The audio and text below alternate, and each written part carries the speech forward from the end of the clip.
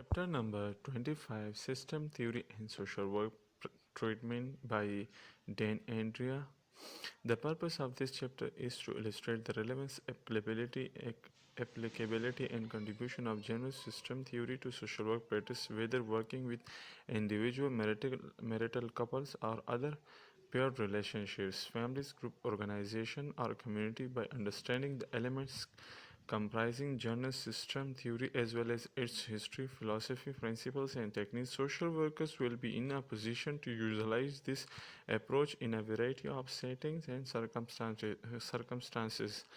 The first section of this chapter will outline the concept associated with general system theory, and the second part of the chapter will apply it specifically to family system and interpersonal dynamics. Social workers have a variety of treatments modalities and at their disposal in order to effect change and promote optimum functioning. These could include such approaches as psychoanalytical oriented intervention, behavioral treatment models, client-centered therapy techniques, or brief therapy procedure to name but a few possibilities. Regardless of particular methodology or combination of approaches employed, social workers possess an in-depth understanding of the relationship of the individual to various environments and the synergistic relationships that each entity has to the other. It is a contextual understanding of the holistic nature of human functioning that is unique to social work practice as opposed to most of other helping professions, which tend to adopt a more individual-centered perspective to treatment. Social workers are taught to recognize that all parts of any system are interrelated, in interconnected and interdependent, and therefore it is imperative to take into account the influence of various system and subsystems on client functioning. Definition of all the theoretical paradigms utilized by social workers, general system theory perhaps most clear articulates this reality. According to Gordon Heian in Social Work Treatment, interlocking theoretical approaches, edited by Francis Turner. General system theory is defined as a series of related definitions, assumptions, and postulates about all levels of system, from atomic particles through atoms, molecules, crystals, viruses, cells, organ, individuals, small groups, societies, plants, solar system, and galaxies. General system behavior theory is a subcategory of such theory, dealing with living system, extending from viruses through societies. Perhaps the most significant fact about living system is that they are open system with important inputs and outputs. Law which applies to them differ from those applying to relatively closed system. General system theory is intended to elaborate properties, principles, and law, the nature that are the characteristic of system in general, irrespective of their particular kind, the nature of their elements and relation or forces between them. A system may also be defined as a complex of elements with interaction. These interactions being of an order, non-random nature, being concerned with formal characteristic or entities called system. General system theory is interdisciplinary, that is, it can be employed for phenomena investigated in different traditional branches of scientific research. It is not limited to material system but applies to any whole consisting of interrelating components. General system theory can be developed in various mathematical languages, vernacular language, or can be computerized. According to system theory, the difference between a collection and a system is that collection in a collection the parts remain individually unchanged whether they be isolated or together. That is to say, they are simply a sum, whereas in a system theory, in a system, the parts necessarily become more than sum of parts. Systems are not static but dynamic. And in a constant state of flux, not only our system is in constant movement, but also the interfaces between systems are constantly in the purpose of change. The historical context of general system theory. General system theory represents a methodological approach to understand the word science since its earliest use in classical astronomy to its subsequent formalization in the metaphysics of Kant and Hegel. The utility of system theory has been demonstrated in the conceptual breakthroughs of Darwin, Freud, Weber, and particularly Einstein. The wide usage of the system approaches since the late ninth century by the physical sciences was fostered by the necessity to overcome the overpowering skepticism that was occurring with science, whose principles were based on the skepticism naive conception of simple one-way cause and effect ideas. Early in the Enlightenment period, the philosopher David Hume demonstrated they assume a cause B simply because A and B were in close proximity to each other in time and space was erroneous. He argued that there were no logical or empirical ways to prove that the supposed relation between variable factor was not spurious an artifact of our limited reason capability.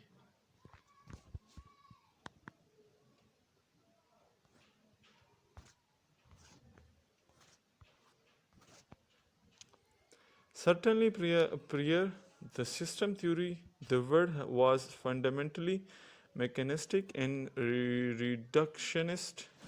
Complex phenomena were explained by breaking down and analyzing the separate simpler parts.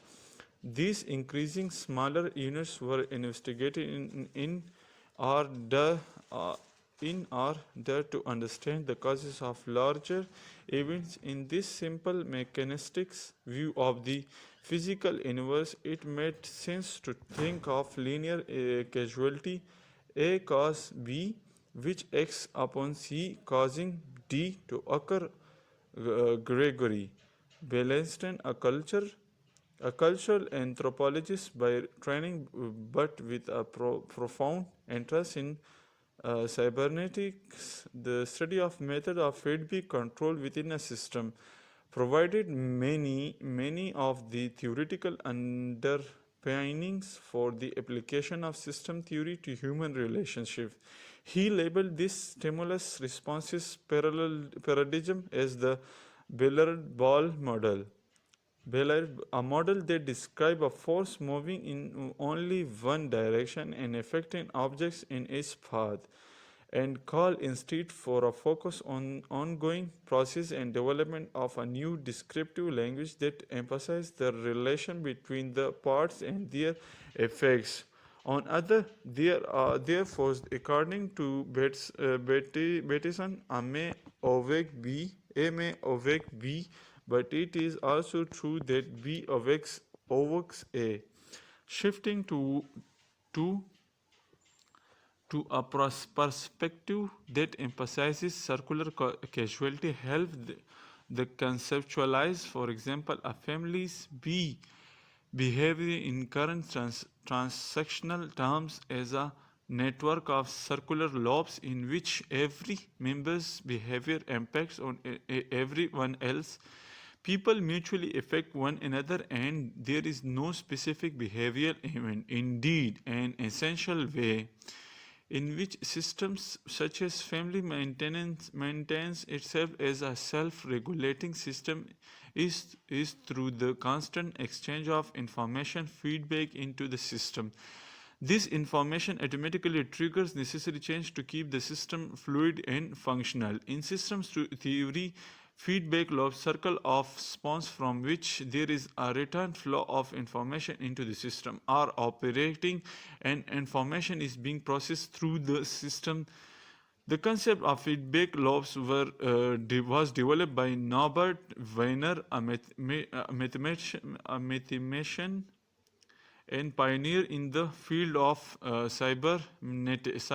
cybernetics, who defined feedback as a method of controlling system by reinserting into the result of past performance. Stated another way, information about how a system is functioning is loop-based feedback from the output to the input, thus modifying subsequent input signal. Feedback loops are the circular mechanism whose purpose is to introduce information about a system output back to its input in order to alter, correct, or ultimately govern the system functioning. The social work practitioner therefore needs to analyze the various repetitive links that keep the loop locked in place regardless of the system under study, and thus maintain the mutual defeating interaction patterns which prevent individual or units to who make up the particular system from moving on to more productive and fulfilling activities. The importance of system theory was organized, grasped by Ludwig von Lanfy in 1901 to 1972, who as the putative founder of system theory understood the organismic connection early in his career. He recognized that a system, whether it be an atom, a cell, a gestalt pattern, or an integrated universe of symbol, has holistic properties that are not found separately within the parts. Rather, these properties arise from the relation taken on by the parts of forming the whole. In the late 1920s, he emphasized under the title of organismic biology the necessity of regarding the living organism as an organized system, and defined the fundamental task of biology as the discovery of the law of biological system and at all levels of organization. This led one Bertalanffy in the 1930s and 1940s to develop the concept of general system theory, which to him represented a complex of component parts or interacting elements that may together form an entity.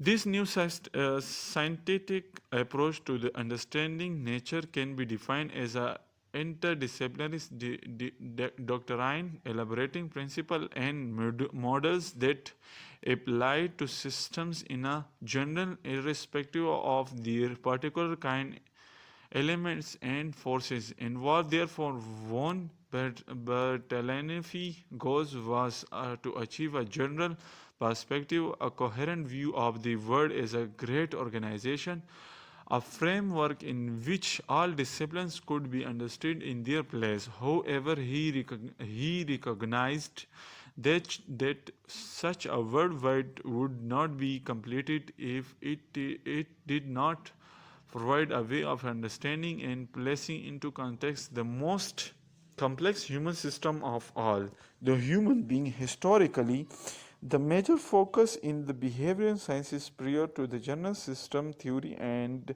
had been an individual functioning as reflected in such approaches as psychoanalytical theory, classical behaviorism and non-behaviorism, new behaviorism, as well as learning theories. Although each of these psychological paradigm is essentially different, they do share certain commonalities, one being to the assumption that the psychological organism is essentially reactive, that is behavior is to be considered as a response innate or learned to stimulus. From this perspective, all current behavior was seen as a result of a series of outside forces that built upon one another in sequence, ultimately producing the behavior in question.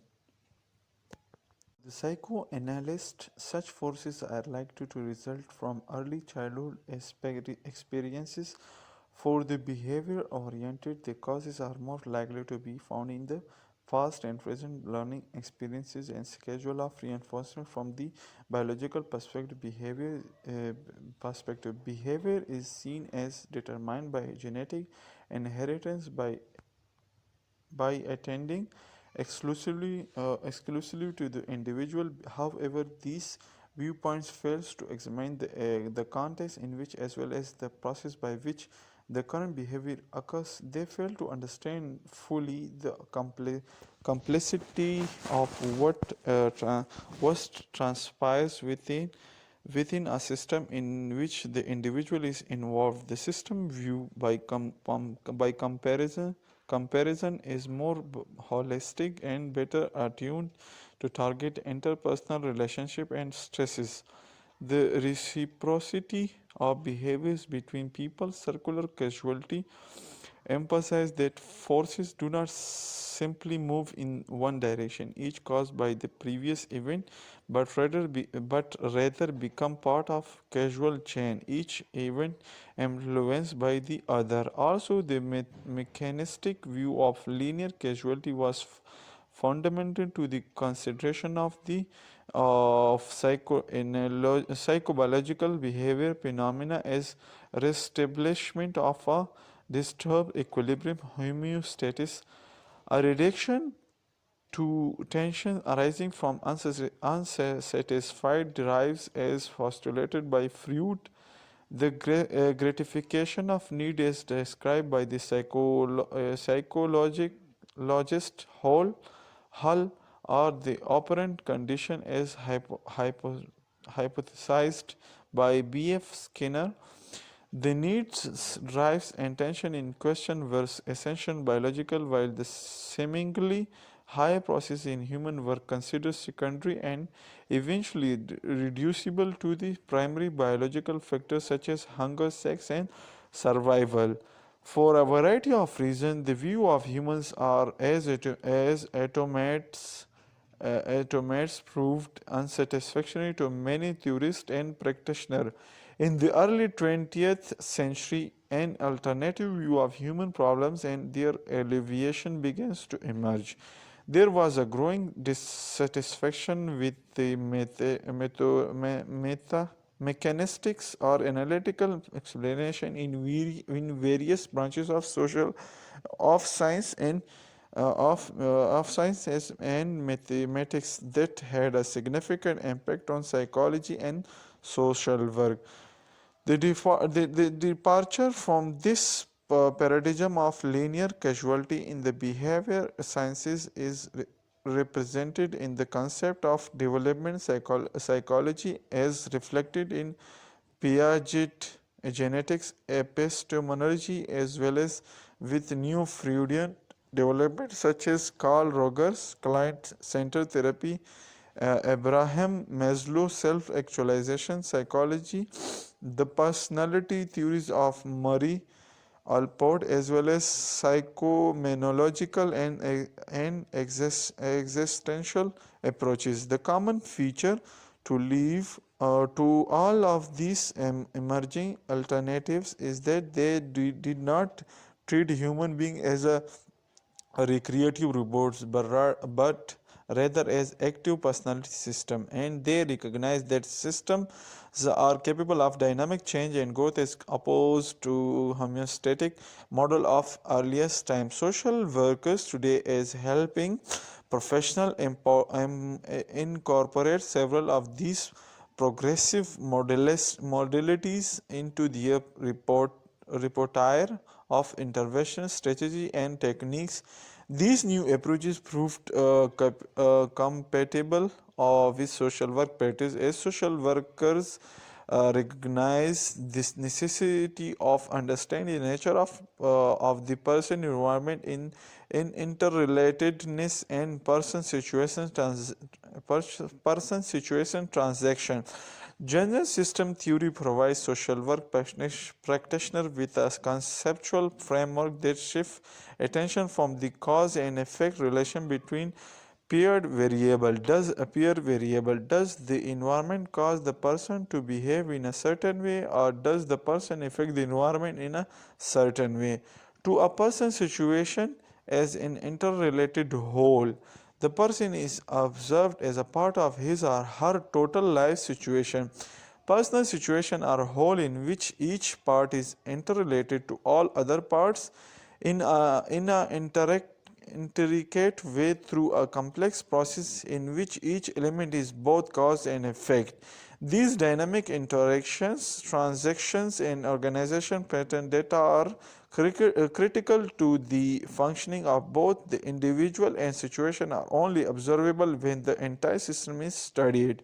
In attempting to understand a problem in social function, a social work cannot achieve understanding simply by adding together as separate entities the assessment of the individual and the assessment of the environment. Rather, the social work practitioner must strive for a full understanding of the complex interaction between the client and all level of these social and physical system, as well as the meaning that client assign to each of these interaction.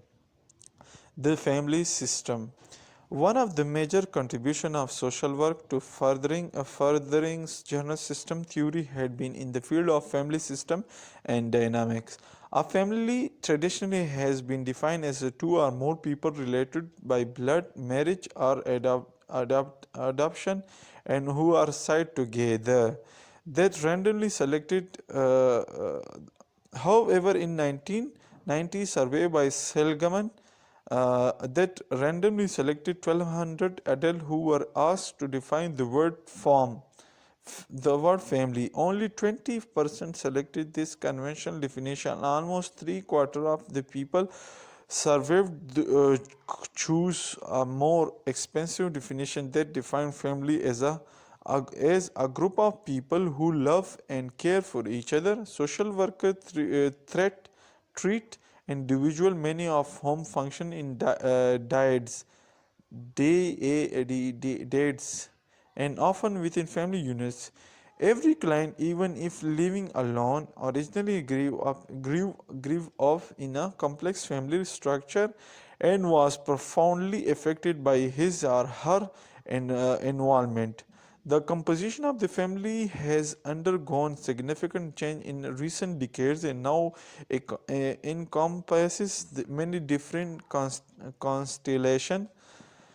These include the nuclear family, a family that encompasses only parents and unmarried children; single parent family, a family consisting of one parent and one or more children; a common law union, that is, a family including a man and a woman who are not legally married, with or without children; a reconstituted family consisting of a husband and wife with children from a previous marriage union of one of the spouse; a blended family consisting of a husband and wife who are not necessarily married but married that includes children from one or more marriages unions; an extended family which includes more than parents and unmarried children. Example: grandparents, married children, or other relatives living in the same residence. Consequence family consisting of a family organization in which the primary emphasis is on the blood relation of parent and children or brother and sister rather than on the marital relation of husband and wife; a conjugal family in which the primary emphasis is placed on the husband-wife relations rather than blood relations. Some same-sex couples consisting of two individuals of the same sex with or without children, regardless of the form taken by the family unit, it serves certain instrumental and expressive function for the family members, including providing for socialization, safety, certain resources, care and protection, and in most cases as a source of procreation. The family system represents a subsystem of the larger community, or which the following assumption may be. The assumption: the number one, the whole is greater than the sum of its parts. Second, changing one part of the system will lead to the changes in other part of the system. 3. Families becomes organized and develop over time. Families are always changing, and over the lifespan family members assume different roles. Number 4, families are generally open system in that they receive information and exchange in it it with each other and with people outside the family. Families vary in their degree of openness and closedness, which can vary over time and according to the circumstances. Fifth, individual dysfunctions is often reflective of an active emotional system. A symptoms in one family member is often a way of deflecting attention away from another part of the system, and hence represents a relationship problems. Adolphi in 1979 notes that family members are studied in terms of their interaction and not merely on their intrinsic personal characteristics, more than a sum of what each family member adds to the whole. It is the ongoing relationship between and among family members, their mutual impact, that requires to attention of a social work practitioner. From a system perspective, every event within a family is multiplied, determined by the various forces operating within that system. This global view, in which the fundamental unit of study is not the individual but rather the systems itself, calls for examination of the family's established behavior sequences and patterns. Family form representative patterns over time, and it is this pattern over time that is the essence of family system. According to Siegel and Bean in 1983, as Constantin in 1988 points out, the family is a good example of the complexity for the study of which system theory is most appropriate. The family system consists of four major subsystems, including number one, spousal in the broadcast sense, two, parent child, three, sibling, and four, the smallest subsystem, the individual. The individual as well as the all member of the family unit, environmental influences. The individual as well as the member of the family unit must coexist within different environment, including work, school, church, government, institution, etc. For the purpose of social work practice, environment may be defined as a continuation of people and their interaction and transaction in a particular geographic, socially defined and constructed space over a particular period of time, both in the individual and the family life and in the life of a social and conscious system. The environment, therefore, is us, and we are the environment. From the moment of birth, it becomes an intimate part of each individual and present each person with the material from which people construct their lives through the causes that are made and the social transactions that occur in response to the opportunities and deprivation presented to each person. This recognizes that in a stratified society, some people will be afforded better life enhances than others due to such factors as a family, social status, level of income, education, geographical location, access to resources. The social environments deal with the several layers, including that of the individual, group, family, community, institution, class, and culture. In addition to the social environment with its various range of systems, the environmental also include large divisions such as physical. This is divided further into the natural physical environment, that is climate, and the constructed environment such as shelter to protect people from various natural phenomena of the environment and various very enforcement climates event of nature. The environment is temporal, consisting of time and space, because human life is a human life is finite and is lived in certain defined spaces. Time and space are critical environment dimension. The individual space can be divided into two subclasses: general and personal. Most human beings construct shelter to protect themselves from the environment, but in doing so also construct personal or family space that gives them a certain privacy from the group. While these constructions of shelter and marking of private space may be different from culture to culture, such effort in a general found in all cultures. Most Canadians see their shelter in relocation to time and space. The shelters need to be readily accessible to one's place of employment or education. Being the private world, it also needs to meet certain other criteria, such as having certain electrical appliances, heat, and perhaps air conditioning, as well as a certain level of attractiveness depending on individual preference.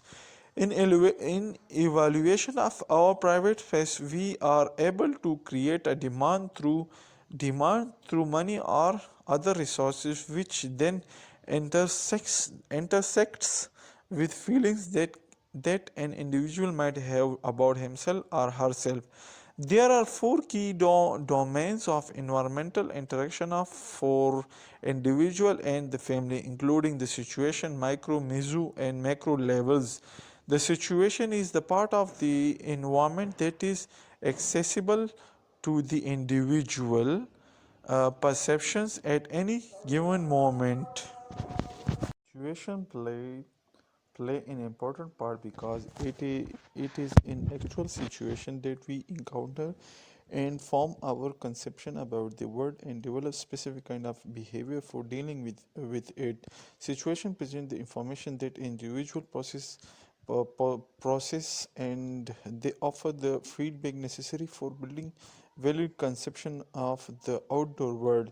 Knowledge about actual situation that an individual has encountered dealing with the accompanying physical, social, and cultural macro environments will help the social worker to understand behavior at different stage of development.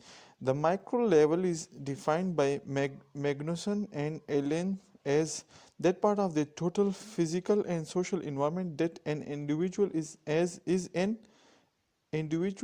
in contact with and can interact with the directly in life daily life during a certain period of time. This level of the environment include the individual experience in his or her family experience at school, at work, in other social situation, or during leisure time, so that no other person experiences this environment in a similar way. The microenvironment is very important in the development of the individual, and it determines the type of situation that individual will encounter. The museum level is the part of the environment that in some way or other influences and determines the character of the functioning of the micro environment. Magnuson and Ellens in 1983. It includes relationship between major groups, organization, and institutions that touch the daily life of the individual, such as school, church, recreation, and community resources. The macro level is common to most member of groups living in it and involves the physical, social, cultural, economic, and political structure of the larger society in which individuals grow up, including technology, language, housing, laws, customs, and religions. Regulation. All of these levels impinging upon each other in a synergistic manner, the whole being reflected or contained in each of the part, and all parts being complementary aspect of the whole. The whole is thus indivisible without sacrificing its essence and context. No more than the human body is divisible into different organ systems without losing its unique essence. For example, language is an element of the larger macrosystem, but is also a critical part of each individual. Some of the macro level and environment is part of each individual system. It is often easy for the social worker to overlook the meaning and influencing the macro system, the smallest system. Some factor in the environment separate all levels. Most important is the extent to which the environment sets limits on the behavior of individual and offer opportunities for their development. The actual environment does have an impact on behavior and development, but it is the individual perception of and interaction with the environment that has the most influence. The three environment that a social worker practitioner should be aware of: number one, the actual environment; second, the environment as perceived by the client; and the third one is the environment as perceived by the practitioner. Rules and roles of the family. It is important for a social work practitioner to realize the family system are also governed by rules, for the most part unstated, which have typically been developed and modified through trial and error over a period of time. Such rules, example, who has the right to say what to whom, what is expected of male and females, the role of the adults versus children, determine what is permitted and what is forbidden within the family. And this in turn services the necessary function of regulating each member's behavior toward others. The origin of such rules is embedded in years of explicit and implicit negotiation among family members. The rules themselves become the fine tune in most cases.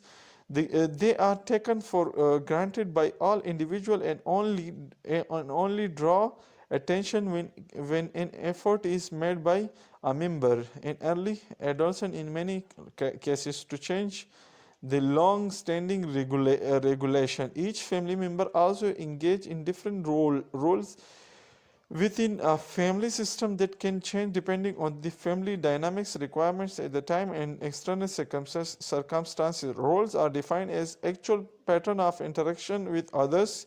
Key concept associated with rules of which a social worker should be aware, including number one, role contiguity,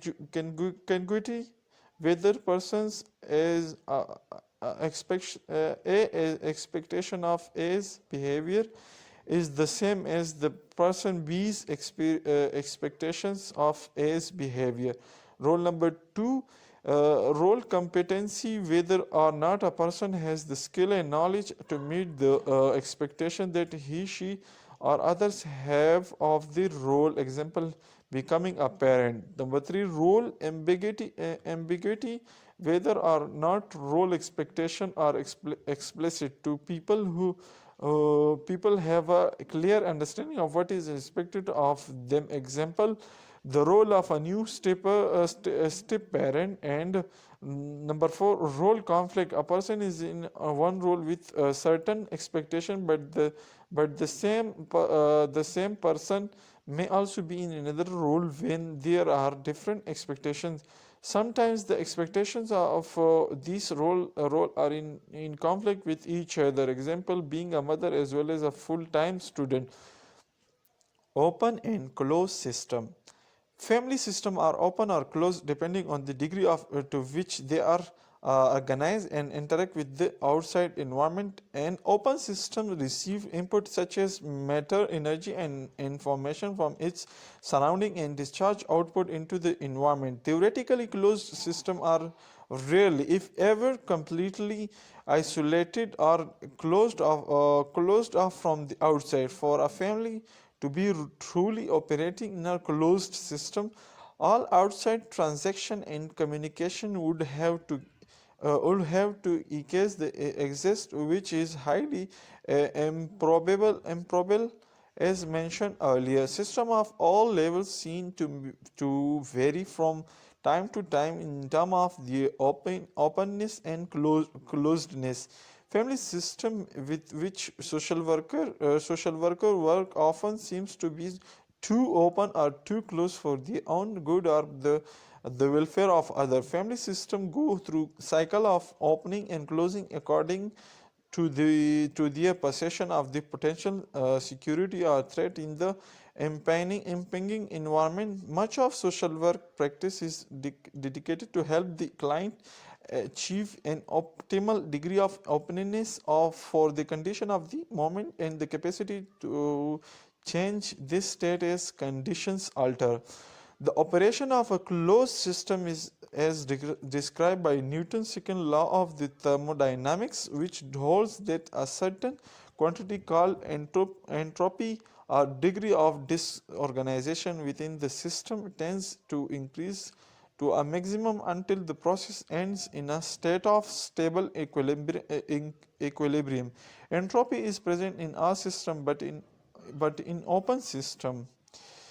Persist family functioning to social worker must study the organization of the family system, the group interactive process rather than the search for the origin of outcome of these interaction. In open system, when a variety of input is possible, the family feedback process is an overriding determining of how it functions, since a number of pathways lead to the same destination. There is no simple or a correct way for family to raise children to ensure a successful relation. Uncertain beginnings do not necessarily mean that a relation will fail.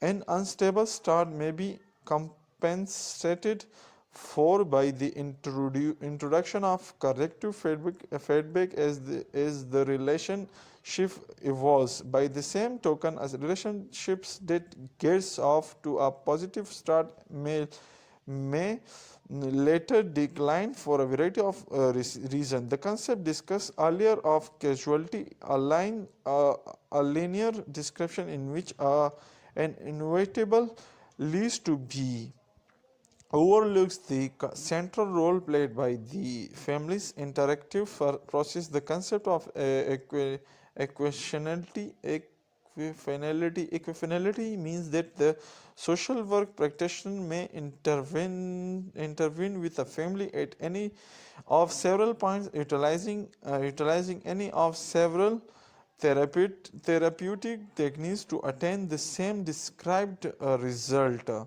In open system, members are free to move in and out of interaction with no one other. With extended family members such as grandparents, aunts, uncle, or cousin, or with extra familial systems such as school, church, neighbor, or teachers. In contrast to the relative closed family system, to which conformity and relation are closely altered or adhered, closely adhered. Open family system tends to stress adaptability to unfamiliar situation. Boundaries. Each family system has boundaries which can be defined as invisible line of demarcation.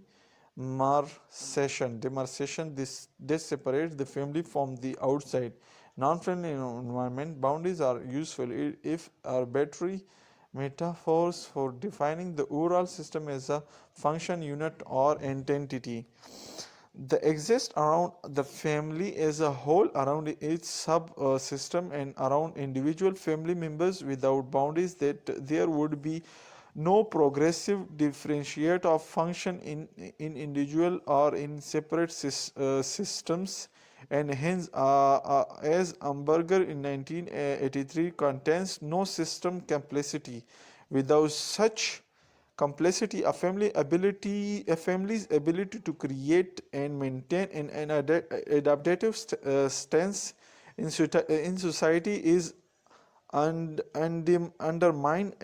Adaptability is essential if the system is to avoid the forces of entropy and ultimate decay. All members of a family participate in several subsystems simultaneously, and each system stands in dynamic relation with the others, both influencing and being influenced by other. Each subsystem with its own dynamic boundaries is organized to perform the function necessary for the family as a whole to go about its tasks smoothly and effectively. Boundaries circumscribe and protect the integrity of the system, and thus determine who is regulated as inside and who remains outside the system.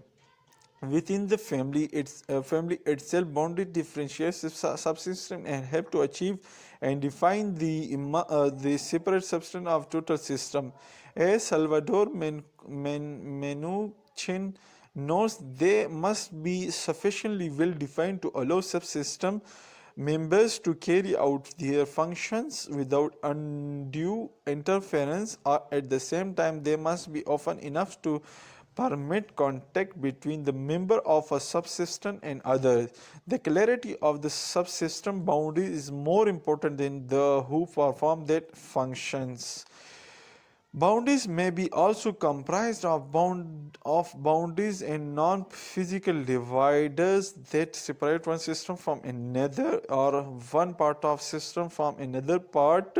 They can be represent physical boundaries such as walls separating one dwelling from another, or one room from another. Walls around a house may declinate territory, reality, space, and privacy, stability, and change. Dynamic system, whether family or otherwise, must maintain their continuity while tolerating change. Evaluation is a normal and necessary part of every system experience, including the family system as it progresses through the life cycle. Whoever, as Nicholas and Everett in 1988 observed, a crucial question facing any system is how much change it can tolerate and still survive. System theorists have employed the terms morphostasis and morphogenesis to describe system ability to remain stable within the context of change, and conversely to change within the context of stability. In order to maintain a healthy balance, both processes are necessary. With any system, tension inevitable exists between forces seeking constancy and the maintenance of the status quo on the one hand, and opposing forces demanding changing on the other. Mopostasis calls for a system to emphasize interactions involving negative or deviation, intending feedback. It refers to the system tendency toward stability as a state of dynamic equilibrium. Morphogenesis, on the other hand, demands positive or deviation, amplifying feedback in order to encourage growth innovation and change. System theories such as Mariana and Hofmann pointed out that several of any system depend on the interaction of these two key processes. Unlike homeostasis, which is the maintenance of behavior constancy in a system, morphostatic mechanisms operate to maintain the system structure constancy. Morphogenetic mechanism, however, seek to push the system toward new levels of functioning, allowing it to adapt to the changed condition. This view is reinforced by Amberger, who stressed that both stability and change are necessary for the effective family function. That is, stability and change are necessary for the continuity of any family or system. Paradoxically, family stability is rooted in change. A family must maintain enough regularity and balance to maintain adaptability and perceive a sense of order and sameness. At the same time, it must subtly promote change and growth within members and the system as a whole. Summary. In conclusion, general system theory offers social work practitioners a unique and profound perspective on the complex functioning of individual groups, families, organizations, and communities in Canadian society. This paradigm contributes to understanding the dynamic web and interconnectedness of various relationships and offers standing the dynamic and web and interconnectedness of various relationships and offer hope that change can occur at any level of any system by understanding the interconnectedness and interrelatedness of its parts. It is recognized that when individual clients are being treated, direct access to the other family member or system may not be possible, yet being aware of the existence of important system and subsystems to a client can provide for a more comprehensive and effective assessment and treatment plan. Indeed, further research is required to test and expand upon existing system concept, which will undoubtedly further enrich this approach in the future, utilized by itself or in combination with other methodological orientation. General system theory has enormously enhanced the repertoire of social workers in all areas of practice who wish to bring about better human and social condition on several in interlocking levels.